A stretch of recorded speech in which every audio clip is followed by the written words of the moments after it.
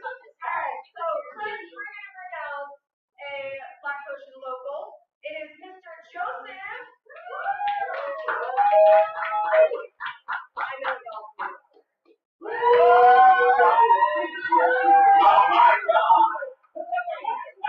Alright, and next up to the stage, we have our expert storyteller, the master of all games. It's Mr. Malachi.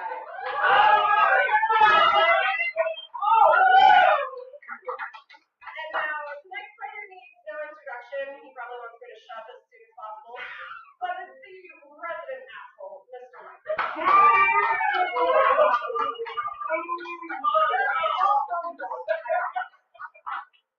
So how this is going to work is there are going to be 4 rounds. So 4 different questions that our fighters have prepared answers to.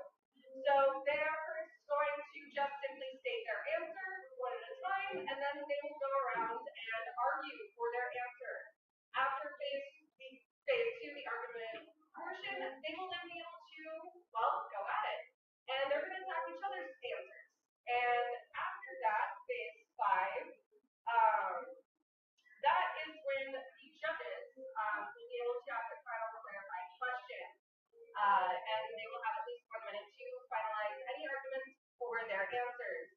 After that, the judges will award their points, and then at the end of all 4 rounds, if there is not a clear front winner, the 2 fighters with the highest points will go into a tiebreaker round.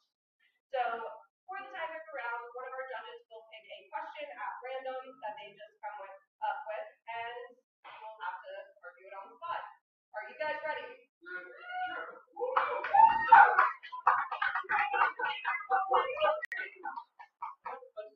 Okay. Well, then don't make you take your phone. All right. So, first question. What game character has the best New Year's Eve plans? Joseph. Malachi. And Michael.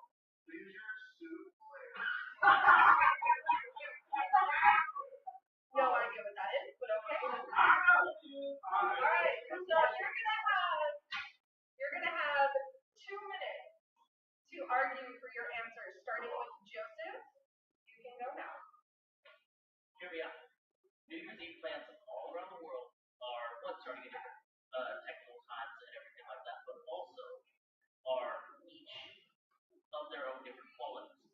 Sonic, however, can run fast enough to see all of the New Year's parties, and if you so are traveling with Sonic, which is possible, you can then decide which of the New Year's Eve parties you would want to go to. So not only does Sonic have the best pick of all of the New Year's parties going on, he also can bring people that he wants to, thus bringing the best people as well.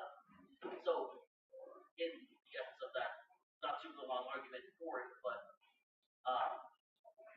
he's able to best parties, best time, and also you can be at any different ball drums. Yeah. Okay.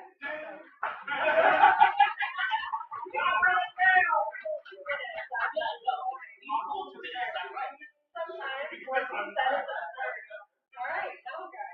Go right ahead. Alright, so Waluigi actually now has best plans for 2023 New Year's is that one, everyone now knows his name. His popularity has grown skyrocketing since last year. And plus, he has the comfortability of Nintendo backing him up. Nintendo being one of the biggest grossing game companies in the world means he has the money to be able to do whatever he wants. His explosion of popularity for fan arts, animations, even songs that people have made is putting Waluigi back on the spotlight. The forgotten of the 4 characters now has a growing community behind it, and people are wanting his own game, his own title. Just like he's gonna have the best New Year's Eve because he knows that this year, 2023, marks the year for Waluigi. And I'm just gonna end it with Waluigi for Smash.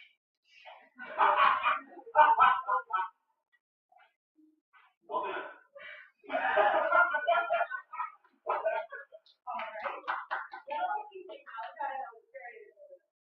Alright, Michael. You look pretty, right? Are you ready? Oh yeah. Are you sure? Yeah. Are you sure? I know who Are you you absolutely sure? Because you can't go back. You know that, right? Like there's no starting over. You don't get your 2 minutes back. Right?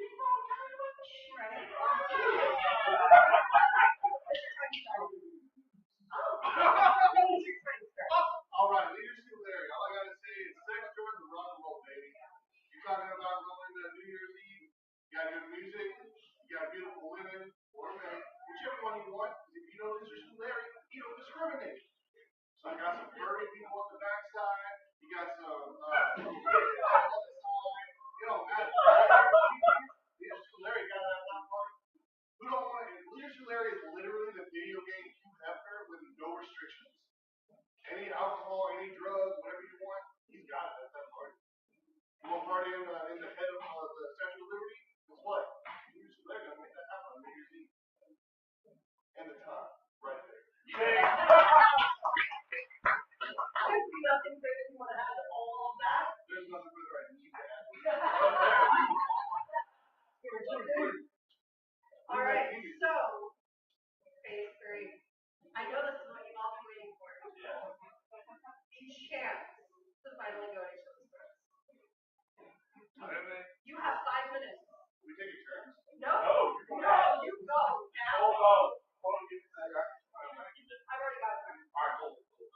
Alright, first of all, Sonic going to every single party around the world, they won't have time to enjoy the party. If they want to go to every single New Year's Eve, You go fast.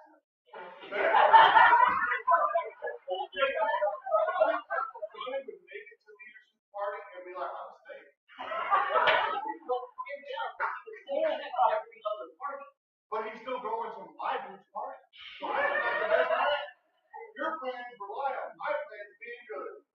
And that's the ESRB shuts it down like they did with their games. They got actual, and when we first game, to get the AO rating. Bro, you're defending Waluigi. Yeah! You're defending the bad guy's stupid brother. Of the brother that ain't even halfway famous. You're defending knockoff. Whoa. You're defending knockoff evil Mario. So everything about the year Luigi is just a mute point to you. Waluigi ain't nothing. Look, Waluigi is literally only famous because he's the big gangly dude in Mario Party. And he ain't got his own game, nothing. I don't care about him.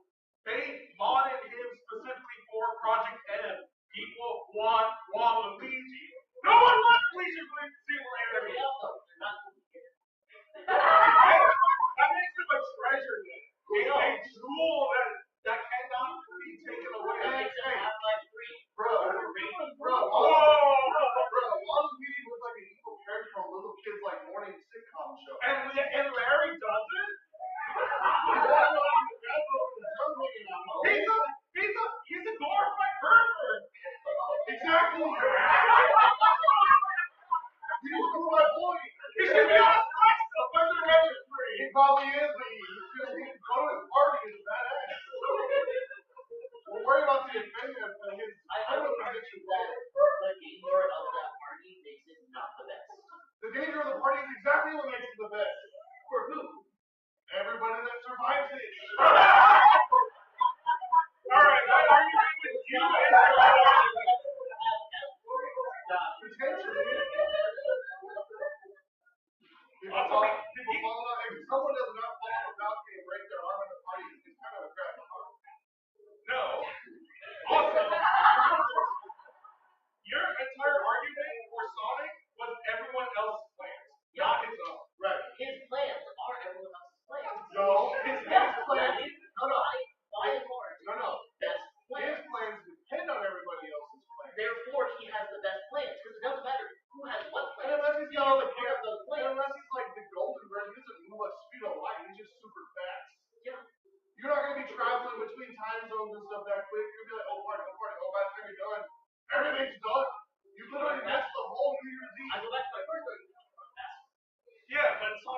run fast enough. He can't run that fast. He can actually run fast enough. He cannot run fast enough to visit every time zone and be able to go revisit that same first time zone. Let's say he starts in Japan, right? Starts in Japan. Logically, yes. And moves west.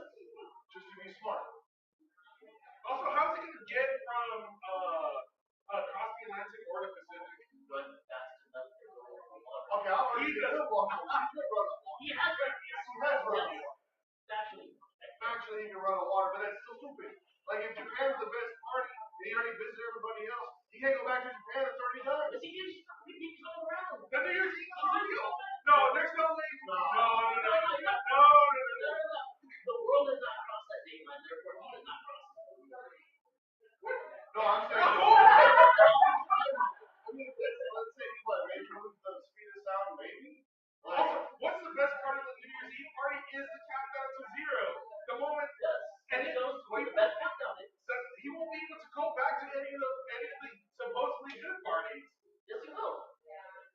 If you run fast enough. there's a lot of ifs there. I'm just saying. 30-second warning. Maybe stopping at the movement party. Because Lucian has no restrictions, it's not even going to work with the party as an animal. And, I mean, there's someone there that'll look up and be good. I mean, he's got 6 Sonic bucks. Yeah, he's going to stay.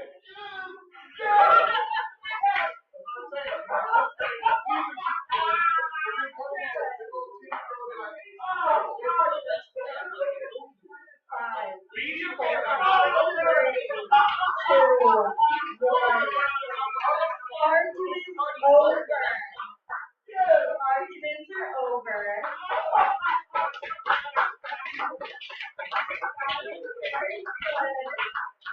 Y'all are very enthusiastic about this.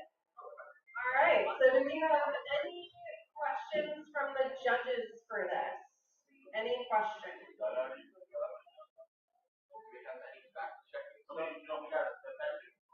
I will announce the fact check when it's ready. I demand a fact check on leadership player and being a sex offender. JD, strike that from the record. I don't think anyone wants that. All right.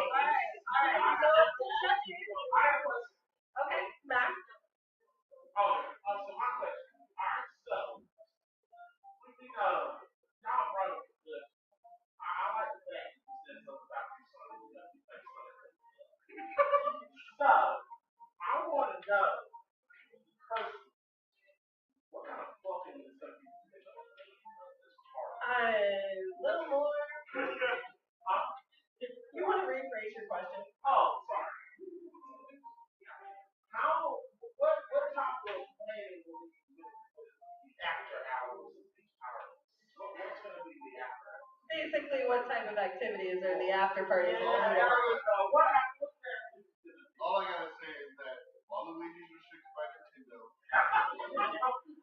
Your own answer. Your own answer. That's what I'm doing. Waluigi's restricted by Nintendo. Sonic's restricted by his developers. Guess what? Leadership got everybody. Everybody. You just shoot Larry and hit him within 500 feet of those. Well, that's because they keep finding away from the school. All right, Malachi. You can still have the little pigman guy. Malachi. Look, video game canonically, yes, Nintendo and Sega are restricting us. But a good Google search and you're going to be able to see what they actually do behind that. Joseph. Yeah, no. The best plans can be at different parties. So even if Leisure Larry has at one moment the best plans, if the party dies or is interrupted, it's not the best plan. Yeah, Sonic just fucking runs away. Okay. All I gotta say is Leadership Larry and he's just around the song. All right, that is time. It'll be over like 3 seconds. No more arguments. All right, so now it is ready for our fact checking, JD. Anything you want to point out that was correct or wrong? Leadership Larry, I don't know if it's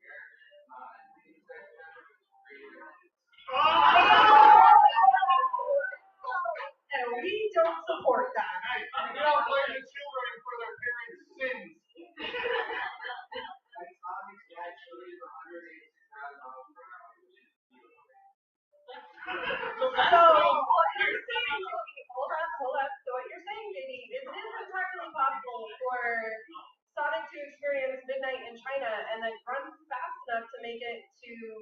it in the other time zone.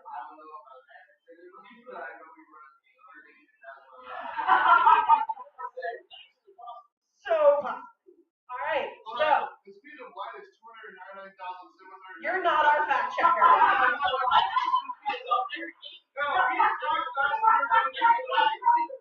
Sonic is as fast as the speed of sound, or faster than the speed of sound. Gentlemen, Sonic, the speed of light is Michael. 299,799,458.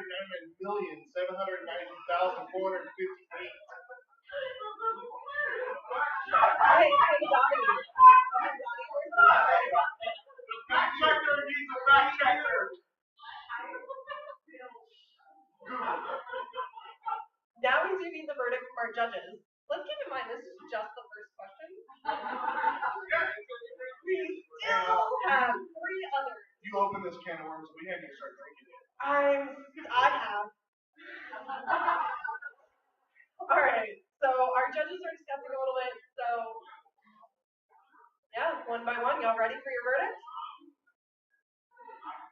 All right. Let's start with Roland. Who are you voting for to win? I gotta give it to Sonic because even if the other 2 parties are anything, he has a point. He can attempt both of them at the height of the variables. Okay. And what can I say? Sonic just has 4 balls. Okay. Matt? Look. I've been doing this for a long time. Yeah, you have. I've heard a lot of shit, and I've said a lot of shit. Yes, you have. I have said, I thought I put the hashtag dude with books, yeah. Hashtag with books.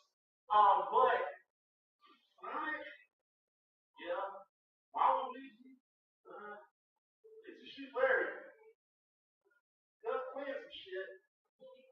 Yeah, you be fun. So what's your verdict, Matt? It's a shit Larry. All right, Haley. That means it is all down to you. You get to decide who wins this first round.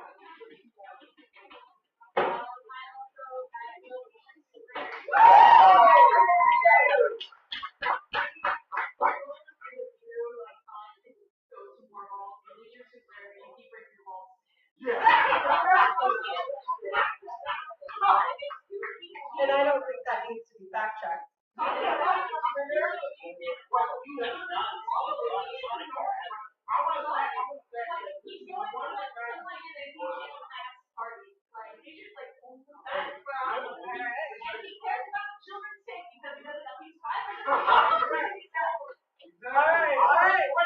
So it is official. Michael gets our first point.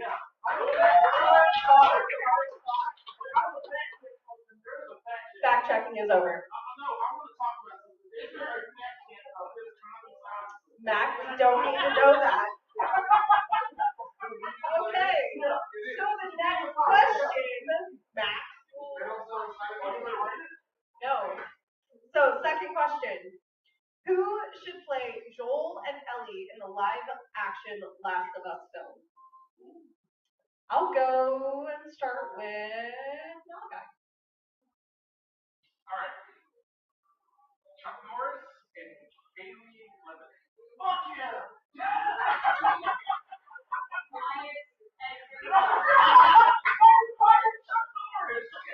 Let the fighters speak. I should also start the timer. You have 2 minutes. Go. I thought we were doing the answer. Oh, that's right. Yeah, Malachi. Michael. I actually think that Pedro Pascal was a great casting for this job, and like Happy Keen.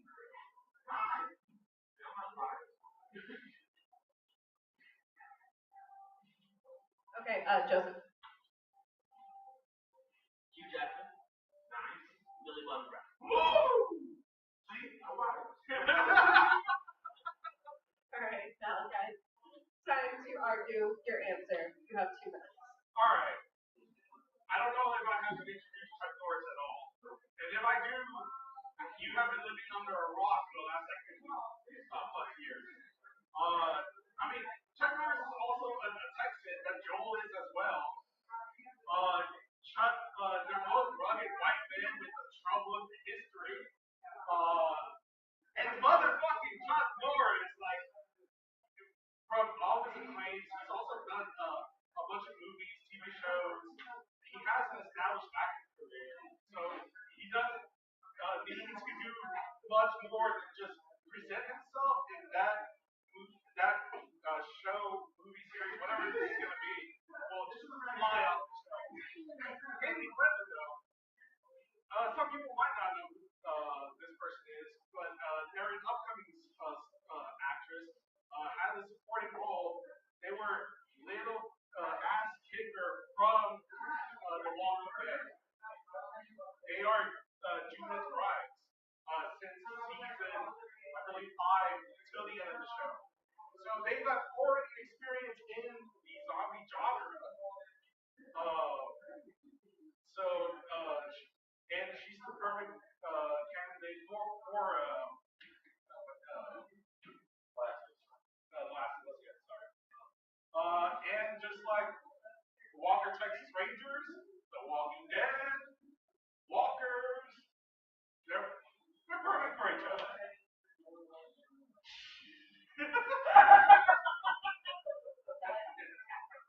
All right. So, very good. That's very important. Thank you for that. Michael, your turn. All right. So normally I disagree with a lot of the original casting, but just the resume that Pedro has when it comes to adaptations is just ridiculous. I mean, Game of Thrones, and then you see him in The Mandalorian. I mean, you don't see his face half the time. He literally makes the show. I mean, that's enough said. Boom. He's rough. He can be gritty. He can be a badass ass kicker. I mean, I took your name and I mean, he's been in a lot of situations movie-wise, and he's just a great all-around actor. Daphne King, we saw her in Logan. You know, she has a lot of really great range. You know, in Logan, she was able to play the sad, the emotional side where she's like kind of vulnerable and she's afraid and she can do that as Ellie. Whereas in The Last of Us, I'm sure it's going to be from the beginning where Ellie is not as badass as she becomes later on. However, if it does develop into the part where Ellie becomes a badass, I mean, she's fucking X-23, bro. She fucking rips people's throats out and wrecks people. So yeah, she can play both sides of the coin. She can play the little scared, timid girl that's following the big, rough, grimy dude. And then when it comes down to it, he's shaking some dudes in the neck and kicking some zombie butt. Damn. Thank you for that argument, Michael. Very informative as well.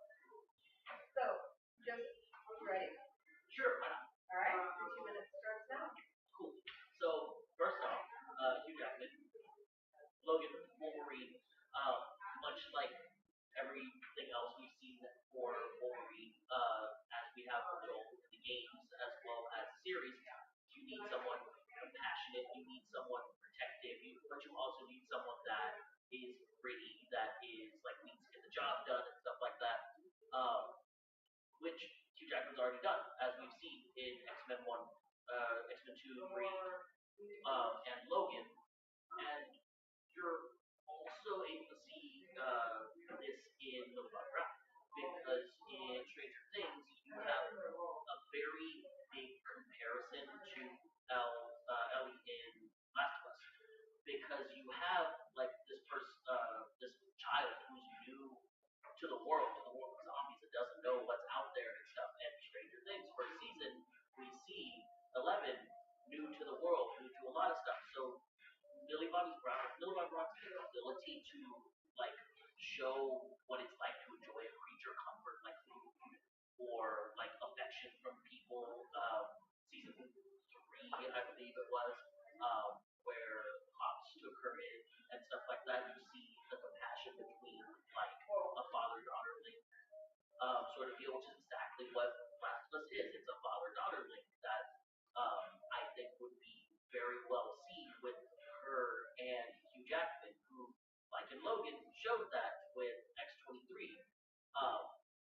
The difference being that Millie Bobby Brown already has that that's kind of new world connection, and she's already shown that she's able to do that in one series. So why not this one? Fine. Thank you. All right.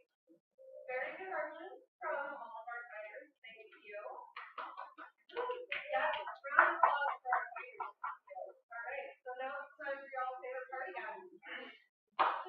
Go right ahead. You got 5 minutes. Tell me one movie that Chuck Norris said that wasn't crap. Aside from being supported and carried by Bruce Lee. And you're only talking about that one movie, what's the Dragon Blade, whatever. Like, He was a bad movie. no, I'm saying that's the only bad movie I'm talking about. What are you talking about? That's your opinion.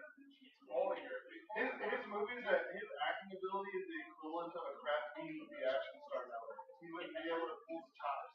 He just doesn't have the chops. I respect the hell out of Chuck Norris, but he don't have the chops to pull off that.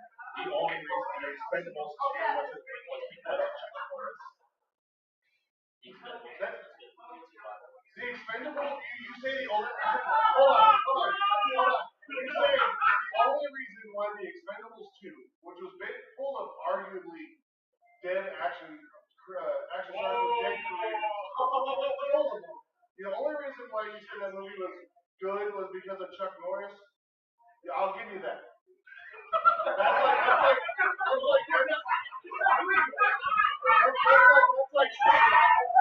That's like saying that shiny rock that the cow ate, the only good thing is the cow patty on the ground. Yes, a diamond would be the best thing. Shiny rock. I didn't say a diamond. Also, leave Hugh alone. Let him retire. Why are you bringing him back? Chuck Norris is older, arguably. And yeah, he's still willing to do this. Hugh wants to leave. Hugh, Right. I'll give you. I'll actually give you this. If they hadn't cast Vader, which is the best casting choice, casting Hugh Jackman would have been great. Aside from the fact that it's Hugh Jackman. You give the only Logan movie that he shows any range is Logan, and that movie wasn't even that good.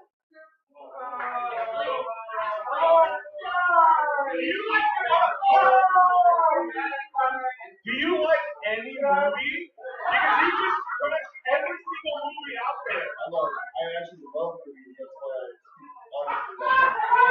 Name one. Okay, in your opinion, name one good movie. Any movie, just name one. Because it sounds like you just hate them all. All right, guys, stick to the topic. Stick to the topic. Spaceballs. Right now, I'm surprised that has more balls in it. How much my is Back to the question. My problem with Bobby Brown is she's just too old. For Ellie. Right, no, I'm saying like to be Ellie at the age that she should be in the game at the beginning. And plus, Why are there so many at the beginning? because it's starting from the beginning. Plus, look it up. But plus, I'm gonna tell you this. Ellie isn't new to the zombie world. She's been living in it for a long time. Thank you. So if you're Thank you for arguing for Kaylee. So if you're telling me that, like, I'm talking about like in The Last of Us. If you're talking about like her being able to show like, oh, the first time she gets like food and affection, she's experienced all those things if you played the game. So like, it's not being able to express the appreciation of having something that she's never had, as much as being able to express the feeling of not knowing anything else but the zombie world, which I would say between the range of my actress and his, aside from his being a terrible, not such a good actress, but she's from a series that's dying, shows more range. The series is already over. Plus,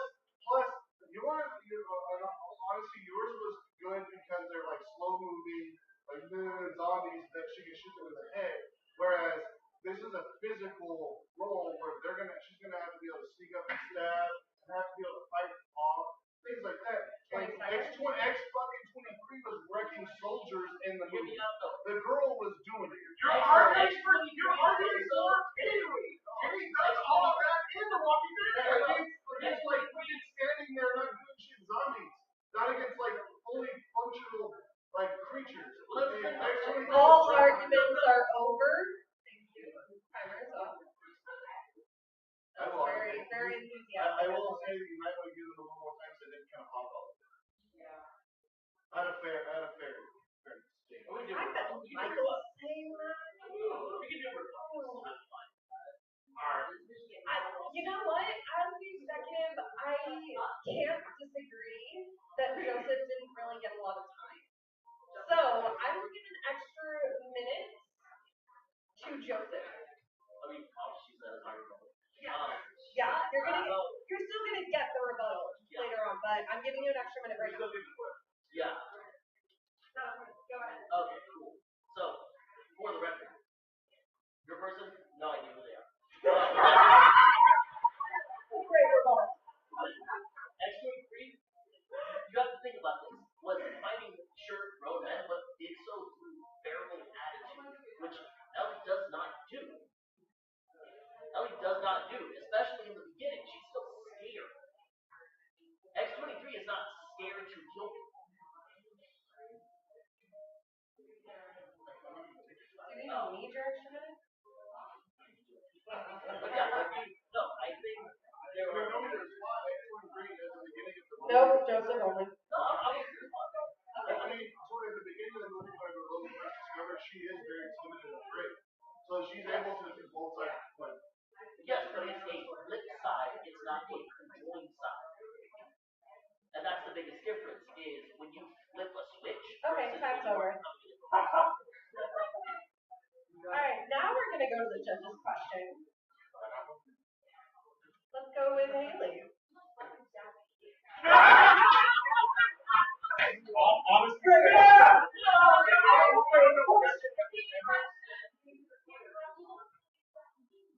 Have you not seen? Who is Daphne King? That is the question. Yeah, I'm like, I don't know who this is. Oh, she's the actress that played X-23. and that film that you were talking about. Yeah, but right. Like, you know that the Wolverine movie where Alright, are we gonna ignore Hugh Jackman's other range? He's been in more movies besides Yeah.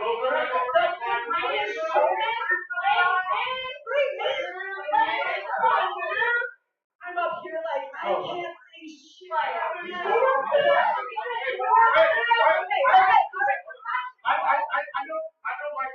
I know Mike's argument. All of those are horrible. No.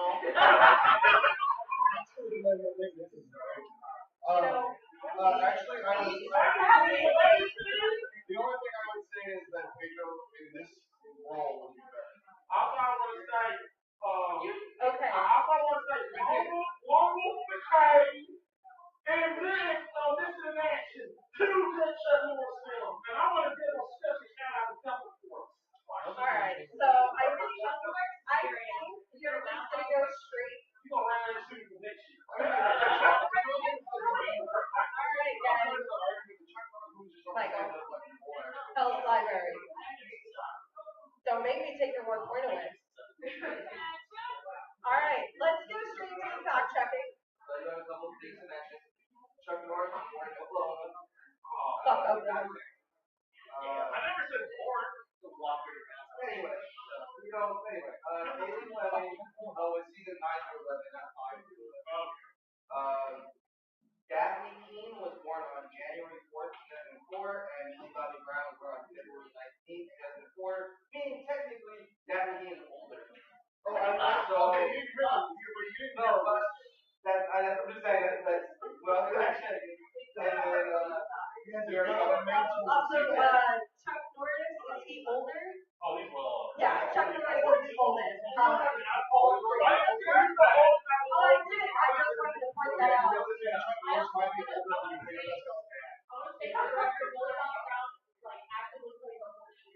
Yeah, that's also great. Okay, so judges, let's go ahead and start with Haley this time. What is your verdict? I have to go with you and Millie. I think that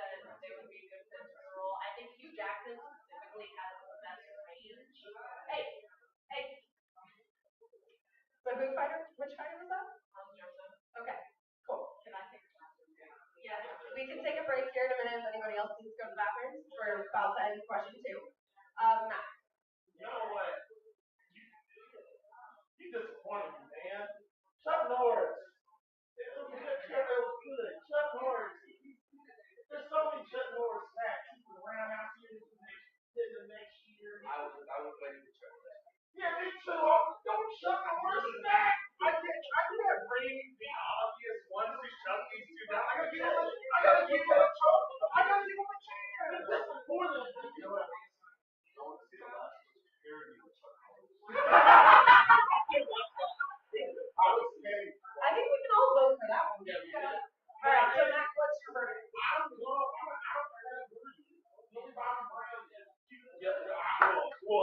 Okay, so who are you actually voting for? Okay, thank you. I needed it spelled out for me.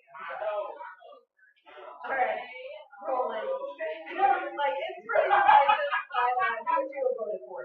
Well, I'm gonna be honest with you. I was very, very upset because I think that Hugh Jackman would have been the better male lead. However, I think that Kathy Kane would have been the better female. So I was definitely split between the two. Right? However, between Millie Bobby Brown and Pascal being, being the flip side, I was maybe. Okay, all right. Well, that is the end of round 2. So we are going to take a short, 5-minute intermission. Use the bathroom, refresh your drinks, and then we'll be back.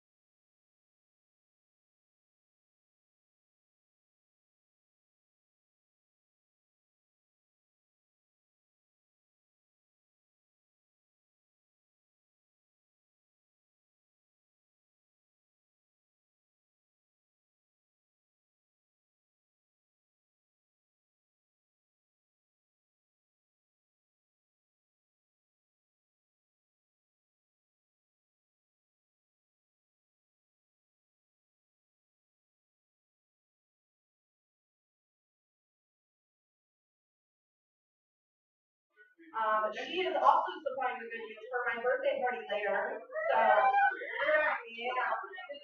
If you're, yeah. So don't eat it yet. Just take a walk.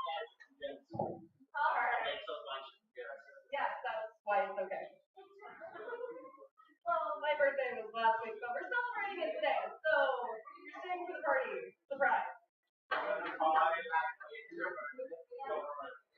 Yeah, that's right. We're celebrating. Oh, it's your birthday too. Well then, happy birthday, Haley. We're going to sing for you right now. Shall we all sing for Haley?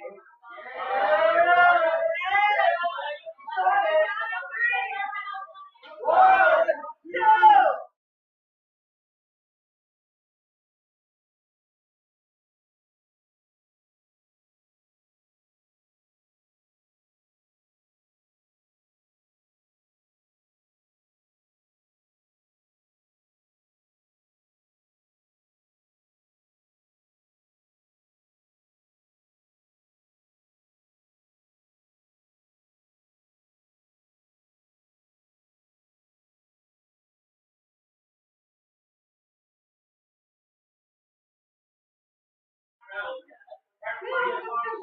The only reason why we're here is because of that.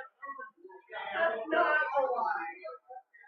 Anyway, so back to the grudge. So, are y'all ready for the third question? Yeah, I know y'all aren't exactly ready. But third question: what is the best Pac-Man game? And this time, we're gonna start with Mr. Michael over there. Alright, nobody's gonna know what this game is. Probably not. Pac-Man Adventures on the SNES. I don't know. Oh, I Joseph? Malachi? Where is it? Pac-Man Battle Royale Deluxe. Okay. All right. So, Michael, you will have 2 minutes to argue your answer, starting now. So, I mean, pretty much all of the Pac-Man games, regardless of what iteration it was just always that arcade style, same layout map, mostly the same pattern to win kind of thing. But on the SNES, they decided to make a point and click, actual, almost art role-playing adventure for Pac-Man called Pac-Man Adventures. And it still had the same premise, the ghost was bad guys, but it gave you a backstory as to why Pac-Man was fighting. It's because his wife and kids were kidnapped by the ghost. And it was a good game. I mean, it's very good. It was revolutionary at the time, and there wasn't many games like that on the SNES at the time. And it set a whole new precedent for Pac-Man and a whole new adventure for him. And it actually gave him an actual story to play forward. And it was fun. You could actually do the things the right way, or you could click on the V-nest and make Pac-Man get stung. And little fun things like that didn't necessarily kill him, but just added some fun flavor to the game. That's why I think it's the best of all time. It just broke the mold of the typical Pac-Man game. Solid argument. Thank you, Michael. Give it up for Michael. All right. Joseph. So, this Pac-Man, I think, is part of what makes Pac-Man good and interesting, and the fact being that there exists a mold for Pac-Man. It came out with, the first Pac-Man to come out. This Pac-Man also has some really interesting lore behind it and trivia behind how it was created and stuff like that, which is super cool.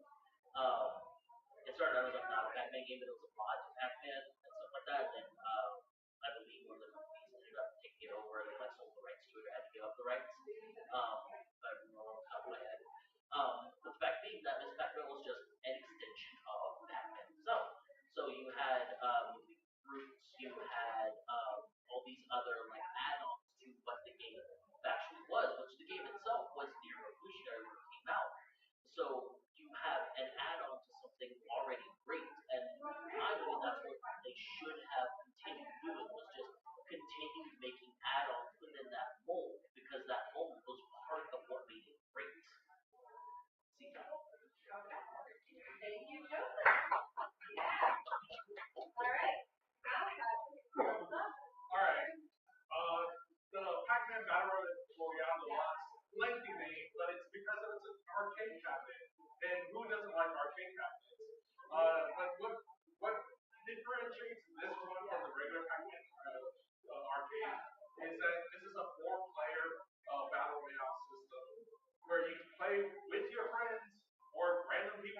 at the arcade to go against each other in a different from the norm Pac-Man world where they have different power-ups, and it's all bragging rights. And the reason why I chose the deluxe version is that after the commercial success of the original version of the Battle Royale arcade cabinet, they made a deluxe version that included, I believe it's like a 40-inch, maybe 50-inch screen display, spawned out with custom joystick controls for each player, and it's just bringing a nostalgic factor to go to the arcade and to not only play Pac-Man, but to play with your friends and go against each other and just have bragging rights that you're the better Pac-Man player.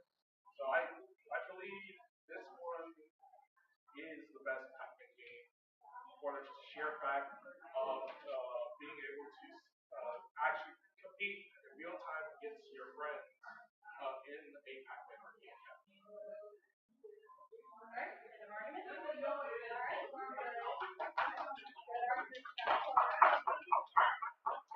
Alright, so, are y'all ready? Alright. 3, 2, 1, argue. Same game, different layout. Same game. Okay, well, first of all, same game, same layout. Yeah. True. Different layout at least. Also, 4 players, not single players. Entirely different game. Same character, original over to like modern. I'm sorry. Still Pac-Man. Also, it's a forgotten game that you even said at the start. You even said, I don't think no one knows this. There's a reason why no one knows it. No one likes it. By that logic, mine wins because everyone knows the Pac-Man games, but I'm pretty sure less people know about yours. No, everyone that sees it in like Dave and Buster's main event, they see Pac-Man and they're like, holy crap, a 4-player Pac-Man game. Let's play this. But are you gonna tell me that Dave and Buster, they're gonna waste like 14 credits to play Pac-Man? Yes, because I've done it all the time. I actively zero. I actively go to arcades, and if I see that, I play them. This is with all due respect, same as me, we're nerds, bro. Of course we're gonna want to play a dirty ass installment game. Most kids are over there playing some kind of gun game or a game that has like some type of 3D side-scrolling graphics or something along those lines. They're not playing Battle Royale Pac-Man because there's no win. Oh, I beat you at Pac-Man, bro. Like whatever. Like the one thing I could argue is that Miss Pac-Man is just beat up Pac-Man. It's the same damn game. Right? That's exactly what it should have been. It is the introduction to Pac-Man modifications, which is exactly what Pac-Man should stay at. Inside the mold, but able to be modified to whatever the user wants. I guess it's easy to just resell a cookie cutter game. Yeah, they've done it with so many fucking other games. Look, I'm not gonna argue that a modern game will never be as good as the original. I'm gonna be honest. If either two of you had said Pac-Man 1, I would have conceded it. But the fact that you guys didn't go with Pac-Man 1. Why didn't you go with Pac-Man 1? Because I arguably think that's a revolutionary game that changes the entire. That never had a sequel. That never went beyond the SNES. Hold on. It's Pac-Man. Yeah. It's not Pac-Man 1 Adventure. I just prefer the second. So the point and click adventure was a huge jump into modern. That was the bridge to bring Pac-Man into modern. All right, here's the thing. There's no Miss Pac-Man 2, and there's no Pac-Man Adventure 2. Deluxe is the second one because they had a commercial success. Alright, we're in the order. Joseph, what are your thoughts? Real quick note, I don't think you're listening. I really said my answer is Pac-Man Adventures 2. But you're still wrong. Only got wrong in the sense of Pac-Man should not have tried to be revolutionized a second time. It was first once as original Pac-Man,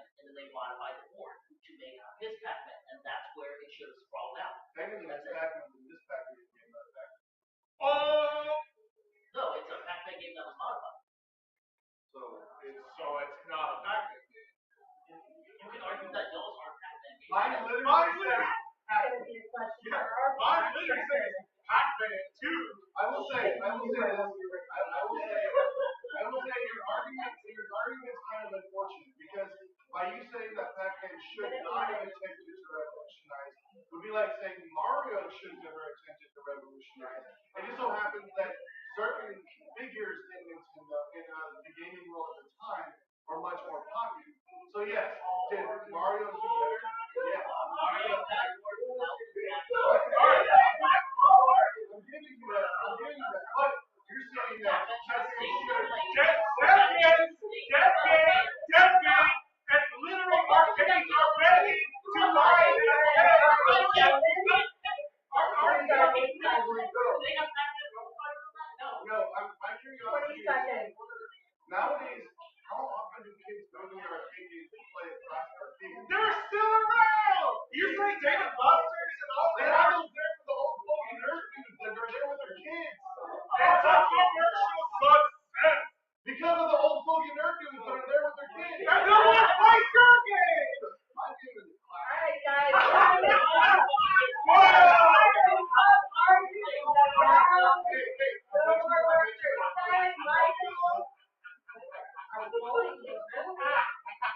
No more words. Alright. Judges. Looks like you're having a great time over there. Y'all enjoying this question? Just a bit? Yeah? Alright. Anything to possibly roll it kind of question. So here's the one question. You're saying that your game is basically the base way that this game was made for Pac-Man to be modded in the future. Do you consider Malachi's game a mod of the original, or do you consider it its own new version? I think that it was a good modification, but being as how we're talking about the best one, I think the original form that sprawled all of the other moderations to it is by technically the best game, because that not only is physically best, but also culturally best. Hold on. It's a tactic. Yes, I'm that. Fuck yeah. Yes, because multiplayer and changing the base core values of the game is totally You're still running around. You're still eating dogs. you're killing other players and have different developments too. Hey, Joseph, so you said that the best game that originated the mod is the best version of it? Then you should have chosen Pac-Man 1 that was modded to make everything else. No, because Pac-Man 1 wasn't the game. It was It was the game. Right. Yeah, the You're modded saying, version. The okay, one that, right. Hear me out. You said Pac-Man 1 wasn't the game, but your game is a mod of the game.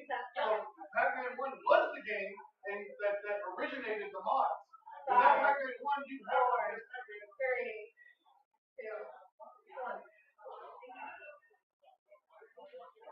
Alright.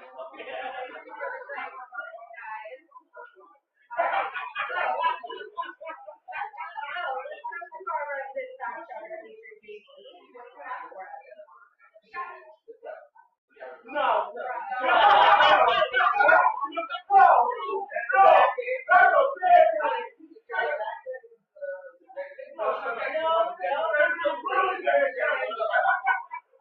So now we all know who Max is not.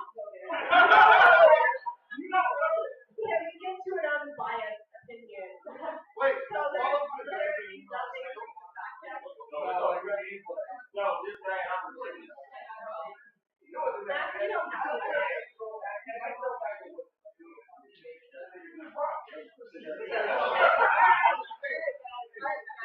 No, I'm arguing with the fact checker. you're not allowed to do that.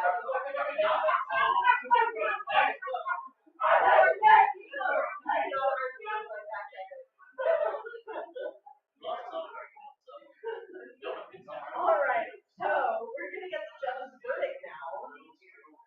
Let's start with eeny, meeny, miny, moe. Let's go and Haley.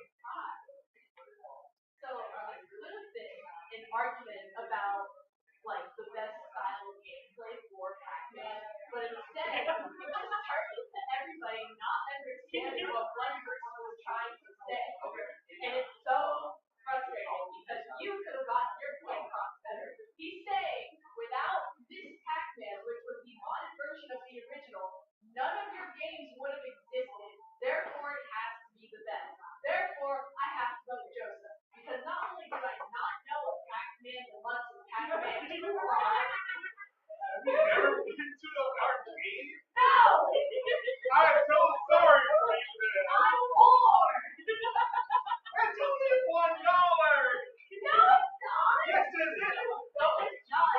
Who is the fact checker to fact check? I heard an arcade. You know, we play this like fucking air hockey in school. They're not playing Pac-Man. They're not playing Pac-Man 4 player. They're not even playing Pac-Man Plus player. They're playing like other shit. And they're doing their little children's gambling at the mouse hall. We're into rolling. What is she saying?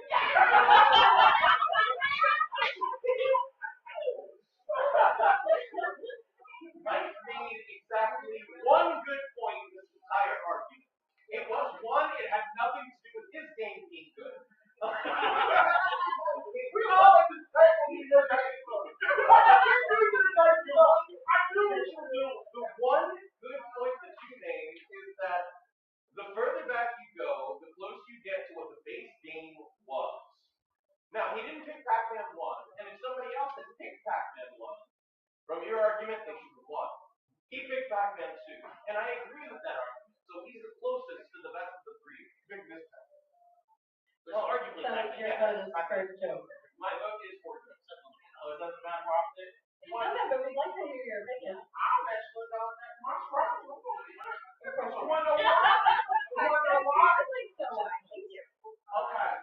Well, if you watch the main show, this is a different show. If you watch the main channel, I'm going to get all three championship circuit. Try to stay on track. Anyway, Zach, my faction, loving the shit to me every fucking time. And I was trying to figure out why the fuck did you pick Pac-Man 2? And I was like, it just sucks. I don't know it. Why would you pick that? How you were doing it? You were trying to throw them off. And I was like, damn it. I started figuring it out. You're trying to fuck them over and trying to get yourself a dub. I respect that. So much you pick it up. Alright. Good job. Now that it's all over, I think that you should just suck. And I will also argue that Mackie will love to see that matter around his perfection. Fuck no. Oh my god. This was great, bro. Art. Wait, can we address? Modded games are like never as good as the original. What? It's not a fun game, it's a multiplayer game. But no. You picked the modded game to win. What was that? The modded game will never be as good as the original. I'm not gonna argue that much. You know what? You're lying. I can totally use that for a future game address. We're not arguing that right now. If you want to see the picture, we got to play the name. Oh, shit. That's hilarious. So I probably should inform them of what the actual prize is today and what they're actually fighting for. There's a prize? You're like, I forgot to tell them. I was actually, research. I just like arguing. Okay. I just did 10 minutes of Google searching. Here's the thing, though, guys. It was originally just supposed to be like a cheap ass trophy from the party. You're a winner. But my co-host Max from South Carolina, he got a $25 from the gift card. That's right, the winner gets money. And you can totally spend it at Black Ocean. Or Alright,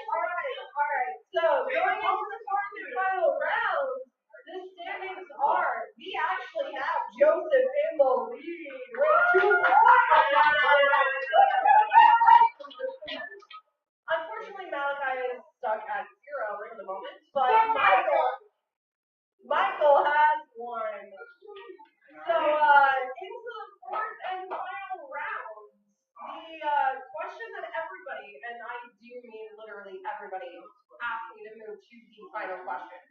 Because it was originally second. Is what is the best Mario game? So who do we want to answer first? Let's go with Joel. I can show my driver's license. My middle name is actually Mario. So That's your friend. Wait a minute, who the king was made of? Alright, back to the question. What is the best Mario game? I bet this is one of them. What is it? Yeah. What is it? Cool. Super Mario Sunshine. Why does something thing have sunshine in the name? Because they're exciting.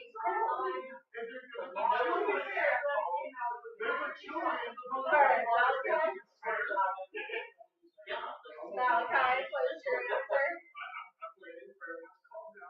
Same. Anyways, Super Mario Maker 2. Fuck no. Michael. Super Mario Brothers 3. Alright. Let's go with Joseph to start off with. Argue for your answer. You have 2 minutes. Why did it say Mario Brothers? No. Joseph, you have to answer now. Go for your own answer. Oh yeah.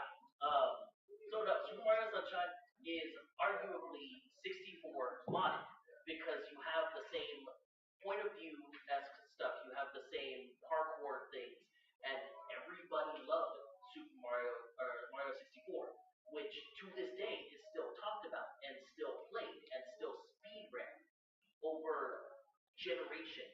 So Super Mario Sunshine was something that made it even better. It gave us new mechanics, it gave us new story, a sideline story, something that was actually interesting, and gave what is arguably one of the best completionist feelings in the world, of getting all the fucking stars and suns in that shit.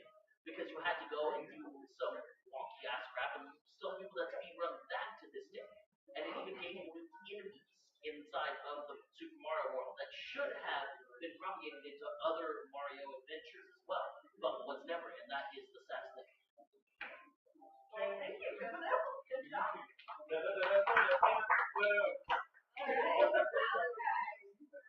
Malachi, give us your argument for your answer. 2 minutes starts now. Alright, so Mario Maker 2 basically shuts down every single 2D Mario game because you're able to recreate every single level of every single Mario Maker, Super Mario Brothers 2D world levels. You're able to make it in Mario Maker 2. Not only that, it is one of the most anticipated GDQ events for the past, I think, 6 years now, with their Kaizen levels, and they just bring in hundreds of thousands of dollars in donations into helping doctors, children, hospitals. Like with the Mario Maker 2, literally catapulted GDQ into being one of the best gaming events of all time. They have a huge and growing online community of both players and makers. World makers not only do they make levels and try to manipulate the editor as much as possible, they're actually getting hired by video game designers to become launch their careers as level makers. Every fucking year they have an anniversary just to celebrate Mario Maker 2 by bringing everyone together as a community, hosting events, hosting competitions. There's so much that Mario Maker 2 has been able to allow the community to grow, play together, and have a fun time. They have multiplayer now. And the world update that makers can make worlds now. Literally, they can recreate SFB 3 1. and 4. Thank you. All right, Michael.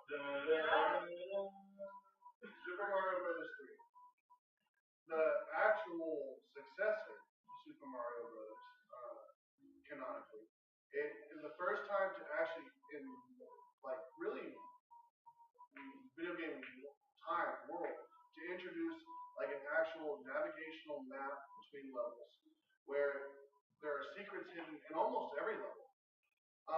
Mario can transform into so many different furry characters. He can become a toad. He can have the raccoon and fly above. He has the little the sock, the Todoriki thingy that he turned into. Yeah. He can turn himself into stone. Yeah, the Todoriki. Or he can turn himself into stone. And then the Hammer Brothers outfit. I mean, there's just so much different playability, but it still keeps the classics like the mushroom, the fireballs, things like that. The fact that you can sit down with your, growing up as a kid, that's the first game that got me into gaming. Sitting down with my mom and playing the games, going through each one, taking turns. There's areas you can skip if you don't want to, those little stupid things, and you can skip levels with the whistles. And there's just so much storytelling going on. You start off with the grasslands, you go to the desert lands, you're in the water, you're at giant land where everything's huge and the turtles are 4 times your size. And I mean, really, it was revolutionary for Mario, and without it, I would argue that there is no other game after that, because Super Mario 2 didn't really come to America right away. It was delayed, so we didn't really get it. Mario 1 started the love of Mario. Mario 3, I mean, you're looking at it. I mean, that's what literally kept people's passions going. Then you got Super Mario World, which introduced a little bit more. And I mean, without it, Mario Maker did that. Oh, sorry, I'm not going to argue with each other. 2, 1. Thank you. All right. Good job, guys. All right.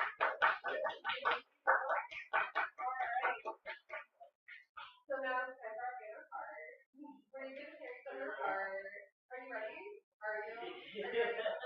Are you ready? Are we all ready for this? Don't get to go until I say go. What's about to happen to Mario started.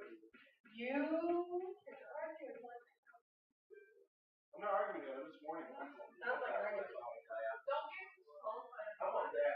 Yeah, don't make me disqualify you, Michael. There's stakes now. Alright, go. I need to go back to the very first thing you said about his game. What the fuck do you mean that 2 and 3 are the same game? They're nowhere near close to each other. Like, I want to hear this. Tell me how 2 and 3 are the same. What are you smoking?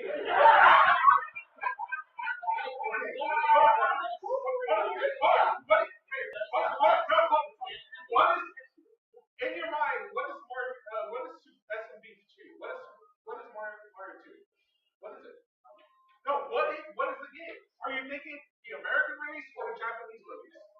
The American release, the whole what was the land? The American release was almost the exact same game as No, that's the Japanese release. Oh yeah, no. The American release was where it was like weird. you think like the different characters. Yeah, the 4 different characters. The Super Mario.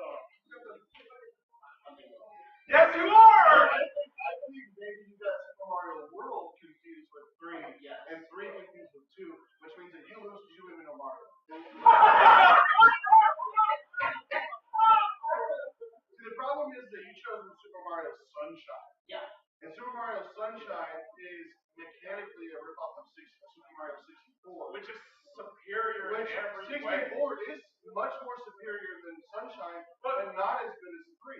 So keep in mind, 3 came in and literally they said, you know what, let's go ahead and take Mario and make it basically an entirely different platform game. Let's make the levels 2 or 3 times as large. Let's hide secrets in where you can skip whole sections of the game. You're welcome. I will give it up without Super Mario Brothers 3 literally did the canonical of the world types in the rest of all of Mario, where you have the ice world, the water world, the forest world. I haven't Mario survived. Also, like, no one cares about Sunshine anymore. People are still playing 64. Yeah. No one's like really you're talking about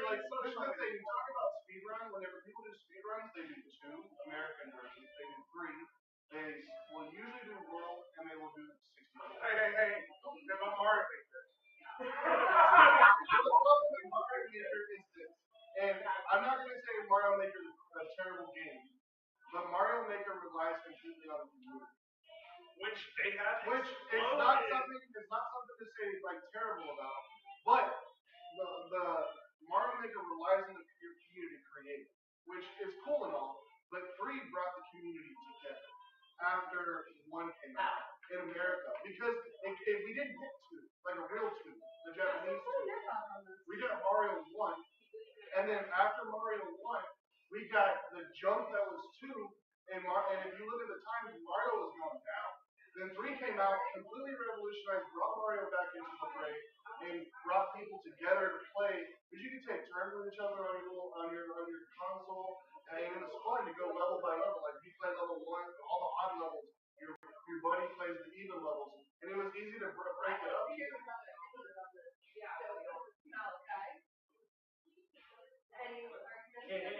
Plus furries, man. There's furries in this.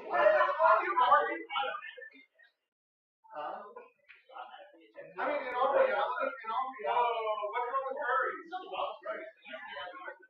So how about this? Multiple different versions of Mario. Without Mario 3 and people accepting the fact that Mario can take on these different facades, like costumes, then you don't have a sunshine. You don't have these other things where he is having these new personas put onto Mario. Mario Maker 2 replaces all 2D games and lets the community be able to create their own better versions. I disagree with that. I forgot about this one fact. You can actually make more levels in Mario Maker 2 than there are atoms in the universe. That's pretty cool, but it's still not a revolutionary best game. It's just not. It's a good game, but it's not the best. We're not arguing about what is a good game. Because 64 is a great game, but it's not the best. 3 literally made Mario on the map again after long. Also, what does Sunshine bring to the table? Nothing. Modification 64. What's with you and the mods?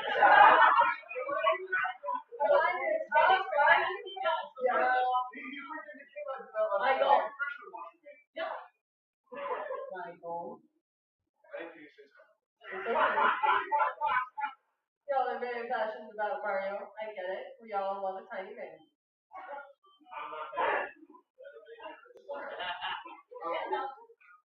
Alright, so at the end of the rush round, we are going to hear from our fact checker and our judges. Fact checkers, do you have anything for us? Oh, that's right. Yeah, no, you're right. I'm getting lost. Judges, do we have a question? Thanks, Michael. Yeah. No. Again, ready for the start. So you're arguing that one of the best parts of Mario Maker 2 is that it brings people together, right? Yeah. Why wouldn't you say like a Smash Bros game where the whole point is that you're playing with another? Because Smash Bros. Is Mario. Oh my god. See, that's it. It's just like another game. Exactly. It's not. It's a Nintendo game or whatever. Like any of the other like embarrassing multiplayer games. Because, Mario Maker 2 is multiplayer. But it's not inherent. It is inherent. It's not like the whole point is to play with another person. Yeah, but that still brings people together. I mean, either it's single player game, barely is a 2-player game. Do Michael or Joseph have anything to add to that? Yeah, I mean, in all honesty, a game that requires the community to function instead of creating the community, yeah, I don't think it beats Super Mario Bros. If the technology existed at the time when 3 was created, yeah, I'm sure there would have been functional multiplayer in the game, and be playing with you like that. But sorry, it just didn't exist yet, man. I didn't have next gen graphics with 3D crap and all that Wi-Fi connection. Internet didn't even exist yet. Yes. Are you arguing? So I will argue single player does not mean one player. Yes, it does. Locally, you can still have people. Yeah.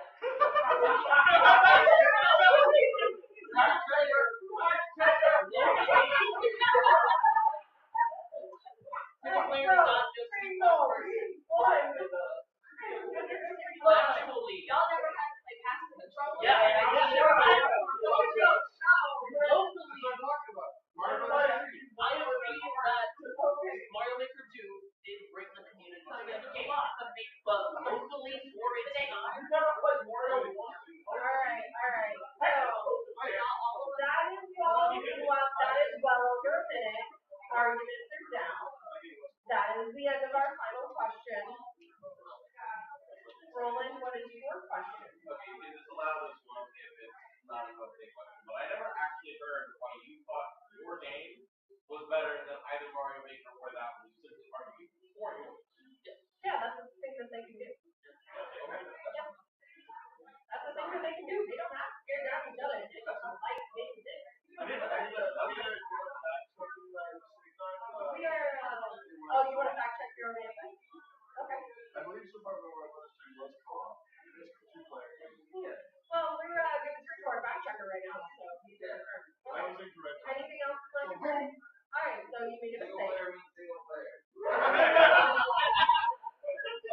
You've never played Fast and Furious. There are mods that I know you love your mods. Yeah. I was 4. I had 1 controller, so we did. Exactly, that's why you play that. And if that controller broke, then you waited 6 months to get it. And you got your All ass. right. Anything else, fact checker? All right. So, they do that apparently not having room, by the way. Who hasn't heard of GE? I don't know that one, the yearly Mario. Yeah, you're the mark. Yeah. I didn't know that was check. right. More like Mario 2, Lost Levels, what came out with it and never came out. Yeah, And the Mario 2 that came out, the Mario 2 that we got was not actually Mario. Mario was a new game. Okay. The new game was not a new game. Rehash it. Oh, the first one. No. All right, so now we need our judges' verdicts. Matt, we'll go with you. Okay. Well, Mario, Super Mario, I played it. I played shit. I played it. It's fun. It's fun to play. Well, I was Mario World. I just want to put that out there. It's a great game.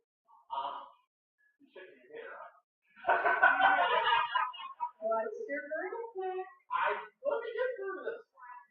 Sunshine, yeah, it was just good. It was good because of 64. The only reason it is good is because of the GameCube and controller is really, really good. So I gotta prove that it is. They go for the 64 version. Michael, I have argued my ass off about this game. I split more hate this rule, and I spit at the game. I looked through that game in the garbage, and I reviewed that thing twice, and I said, this thing sucks. The toast, the frog soup is ass. I hate that thing soup. I wanted to burn that soup. But I admit your argument is really good because without pouring, your argument is good. Without pouring, it was really none of the other games existed. The soup was just going down a spiral. And I remember when I got to it was so like it came with the I don't know what it is. It came with the system. So I'm rolling mine. All right. Roll it. If we were living in a world where tycoon games and it's things that the games that were specifically for just creating things, and that was the actual game, I would say 3 would be the winner. It was the originator of what like spawned everything else. Mario 1 started it, 3 made it so that it could keep going. I also think that you are absolutely correct. Malachi is absolutely correct that you can make 3 in Mario Maker. People have. They've made the entire map for it. And again, if we were talking about a place where it's a system for making games, but there are games that are systems for making games these days. So I have to give it to Mario Maker. So, Michael? Or who? Malachi? Thank you. All right, so we have 1 vote for Michael, 1 vote for Malachi. It looks like it all comes down to Haley. Let's give a drum roll. I don't know. I think Super Mario Bros. 3 is arguably a really good game. Also, I don't know, something about the premise of Maker where it's just like it relies solely on like someone making the maps instead of just giving you unexpected levels. I think that it's not really the game more so than just a Maker. Mario Maker 2 actually does have a game. Hey, I played it. On Nintendo. I played it. It actually has I a also never enjoyed. I don't have the patience to play. So what's your vote for, Haley? Oh, I'm voting for Michael. Looks like Michael. I like I'll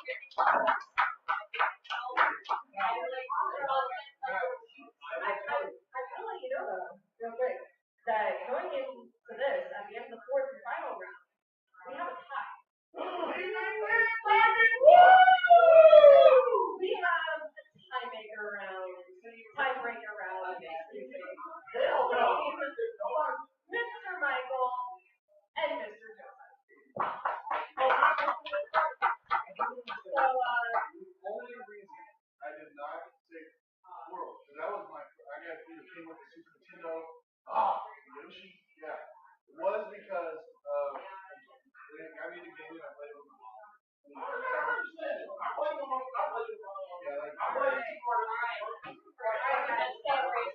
we appreciate your efforts, guys. It was a really exciting, really effort.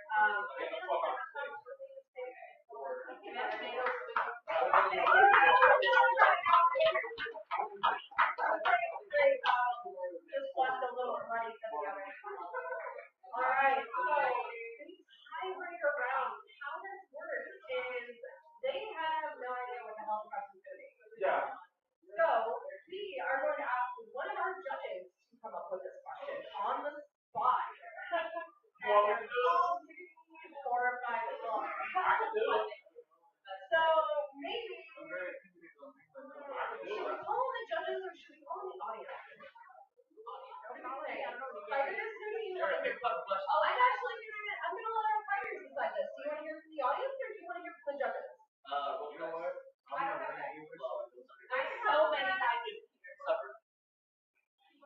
All right. Oh, you're gonna roll it? Let's roll it out. Okay. That's exactly what we're doing. All right. Want to go roll it out? Yeah. Even the audience on the judge. It's a 3. Odds and judges. Let's go to. I will let you actually deliberate among yourselves. What's your question? Deliberate for a few minutes. 2 minutes. And I will be right back while the judges deliberate. You guys can pick up.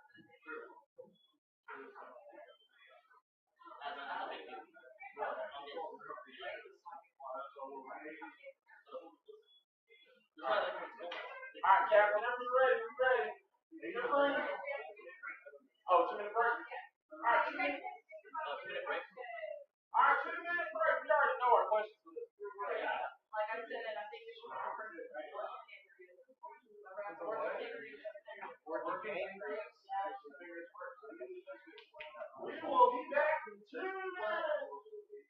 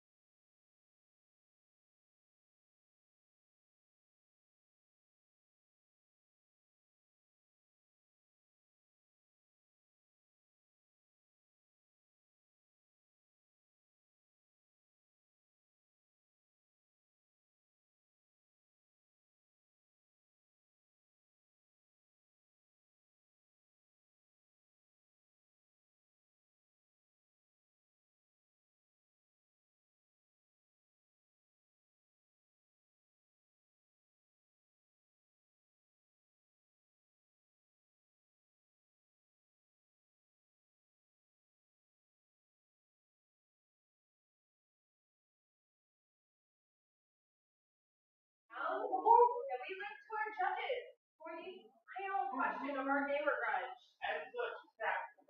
This is I guess I'm going to go on. Sure. Our as captain. We want to ask you to pick a game. Any game you want.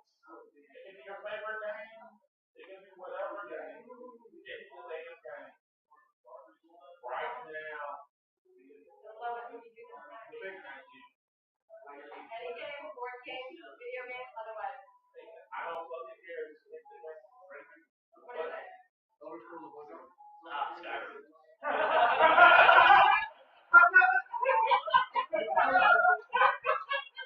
My mind just a better game. It's still hard. How are you gonna This is going to be the best game ever. So the question is, gentlemen, why should this game be in captain's on TV series? Why? So I will give you 1 minute to think about your answer. Yeah, Or are you already? So the way it goes, the way it goes is we look and after if you call it in there, I'll put points, or you'll roll dice. I'll roll dice. I don't have dice on me, so So you just give it one die go. How about we just say that Joseph goes first? Okay. Well, You have a die? you know what? Joseph, All right, let's go. All right, let's go first. All right. 2 minutes. Go. okay. So the question is it the best made to TV series adaptation? Yeah. Hear me out. If Skyrim and the lore of Skyrim is a better Game of Thrones because you have actual political intrigue, you have actual mystery, and you even have a main character, much like in The Witcher 3, which Witcher ended up being its own series and was amazing. You can have yourself, the main character, whoever that may be, as the protagonist of the entire series, and they're traveling along. They don't even need to make any new sci-fi stories. You have so much hours of playtime on that. Everywhere you get from the far travel that you have to go across the map to get to the far city, which is like the third quest and after you get saved from beheading, and then you have more you can put that you can ask the people that made that lore to tell us more shit or give us like the background besides the shit they never revealed before. As someone that's burned out a TV playing Skyrim, yes, factually I have done that and I've gotten yelled at it for it. It will entirely make the best adaptation, and it is Witcher levels of adaptation, which was absolutely amazing with Henry Cavill. I forget his last name.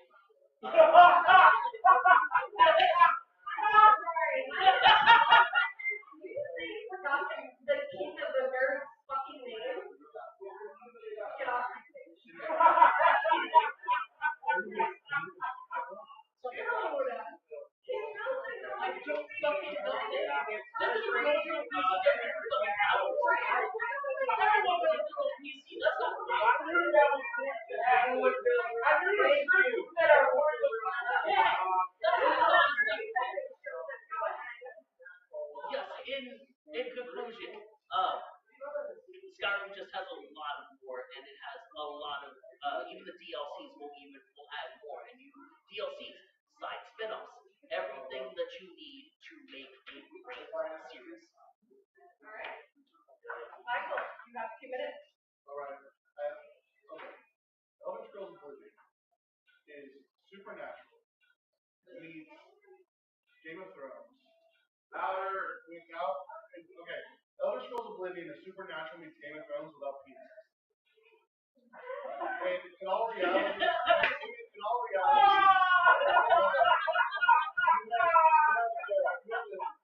you have an extensive lore of the Elder Scrolls.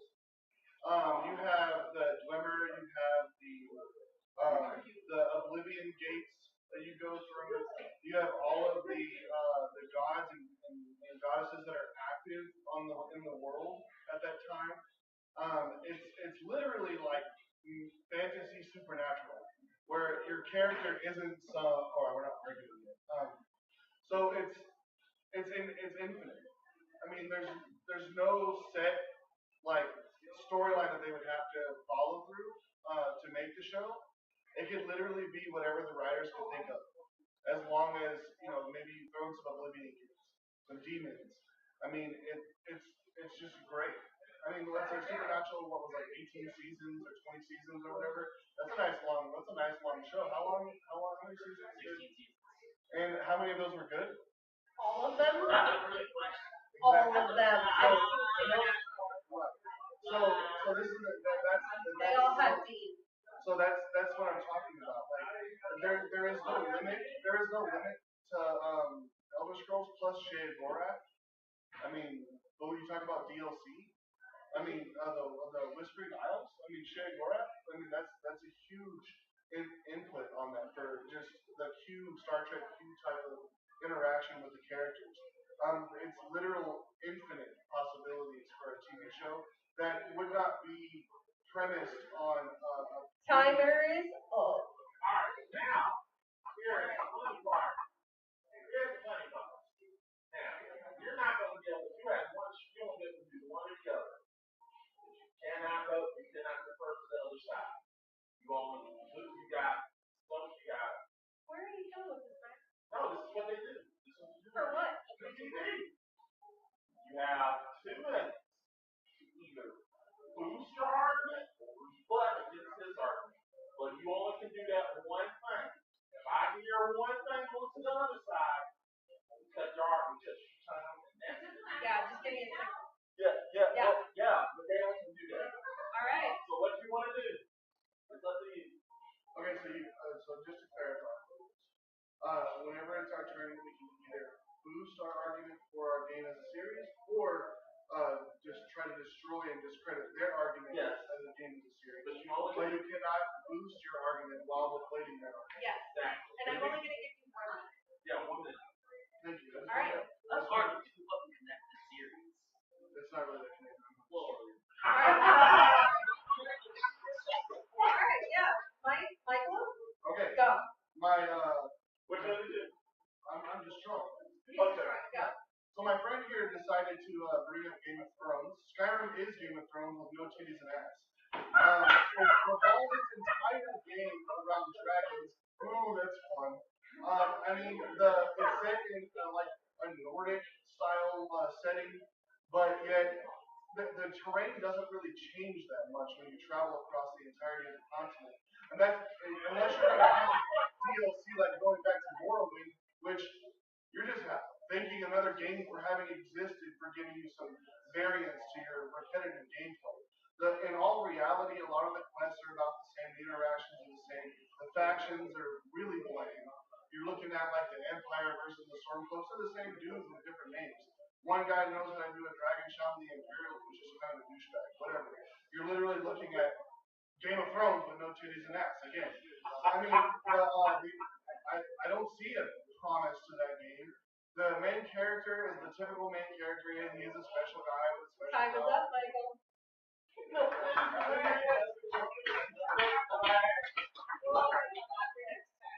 All right, Joseph. 1 minute. Go. someone's going to destroy. Well, first and foremost, you obviously have played Modern Skyrim. That's not the game. Yeah, it is. But that wouldn't be, Monty wouldn't be the series. Funny that. Yeah. Only Joseph is allowed to talk right now. Yeah, so it's like this. I would say Oblivion itself, while it was a good game, it is still incomplete because it only touches the surface of a lot of things, and if you're going to make a series out of it and follow into the T like an adaptation series should do, the only reason that adaptation should diverge their series inside of it is if the creators of the original say that it's okay and say that this more should in fact be in there. Oblivion itself, how many gates do you have to fucking destroy before you actually get to decent storyline? Too fucking big. Too fucking big. There's no decent storyline, so you get half the fucking One argument. Good job.